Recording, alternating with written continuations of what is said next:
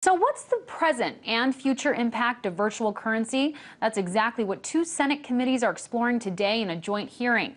The virtual currency up for discussion is called Bitcoin, a financial concept new to even Senator Carper, a ranking member of the Senate Homeland Security Committee, which held the first hearing on the virtual currency yesterday. Virtual currencies, perhaps most notably Bitcoin, have captured the imagination of some, struck fear among others, and confused the heck out of the rest of us, including me.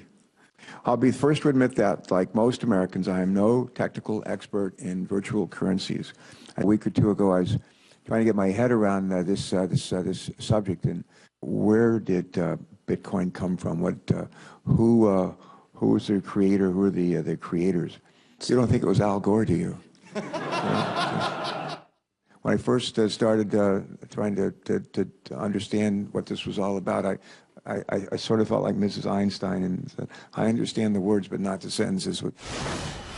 Bitcoins are essentially digital cash for the internet. It operates by person-to-person exchange without a bank or central monetary authority, such as the Federal Reserve, to regulate or issue it.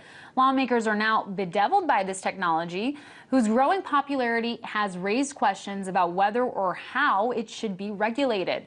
So to talk a little bit about the fate for this new virtual currency, I was joined earlier by Erin Ade, host of Boom Bust. I started by asking her how well lawmakers understand this technology.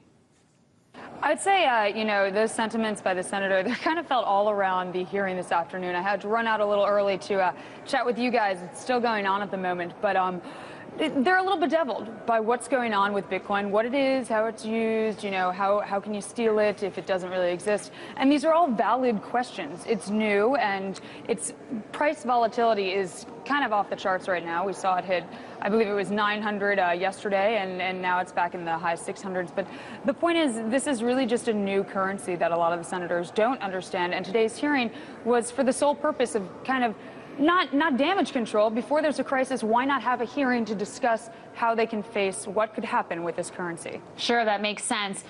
You were just at the hearing, like you mentioned. Would you consider the very fact that these hearings are taking place a big step forward for virtual currency in itself? I mean, absolutely. The fact that they're talking about it, they're considering, the question is still there, is this a currency or not? Is this something besides a currency? But the fact that they're taking place really shows that the federal government is taking the time and the consideration to not only discuss how to regulate it, but to accept it into beyond just what the Federal Reserve has today and those options, using something like Bitcoin, peer-to-peer, like you said, currency sharing network. I think that it's an important step for Bitcoin, and we could definitely see that yesterday and today at the hearings. Sure. And from the discussion that you were able to see, did they agree that Bitcoin is an actual currency? That's a great question, because right now, no. They know it's an encrypted virtual currency, and is it a currency, is it not? Yes, it's a currency in the sense that it can buy you things online from certain places. However, if I go to the store, you go to the store, and I want to buy a piece of bread from you, I can't pay you in Bitcoin. You wouldn't accept it. So there are some gray areas, but it's a currency for all extensive purposes in the sense that you can purchase things with Bitcoin. And but today, out of today's hearing, it's still gray area as to whether or not they have considered it a full-fledged currency. Right, and lawmakers have said, that it's intriguing and they're learning about it. Was anything said about whether Bitcoin could be taxed? That's a great question. Now, one of the things that it was Senator Warren, he said today that if we lay too much regulatory burden, we can possibly chase these exchanges overseas, which is something they don't want to do. Basically, what they want to do is keep it regulated, but not too regulated in the sense that it would deter innovation, because deterring innovation is not something that we want at all, particularly with America kind of being at the forefront of the tech innovation sector right now. We have all new, we just talked about on the show many times, Uber, Airbnb, et cetera, et cetera. These are all new innovations, and if you regulate them too heavily, you're going to see them go overseas, and they brought that up today. So how they're going to tax it, that still needs to be discussed, and by tax season in this upcoming spring. What will happen? We have to wait and see. But now the fact that they're having these hearings ahead of when it's time to really start considering it shows that, you know what, you might be taxed. So if you have your Bitcoin, be sure to put potential money aside for taxes. But they don't have anything on the books yet. Got it. And one potential obstacle to mainstream acceptance of Bitcoin is the sometimes wild fluctuation in its value.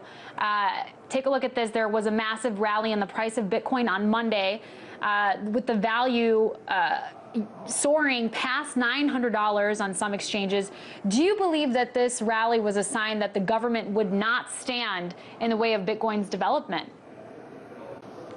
You know, these virtual currencies, their benefits are as diverse as their cons, and these rallies, there's so many different variables. Yes, could it have had something to do with the fact that we saw such a huge rally in the value and price of Bitcoin? Yes, it could have, but it could also be a variety of other things. So that, you know, it's hard to say exactly what tipped this off and to make it go on such a bull rally, but it didn't hurt, that's for sure. The fact that these Senate hearings are happening and that good things are coming from it in the terms of acceptance of this currency as something that the U.S. government might look into and implementing as something of its own.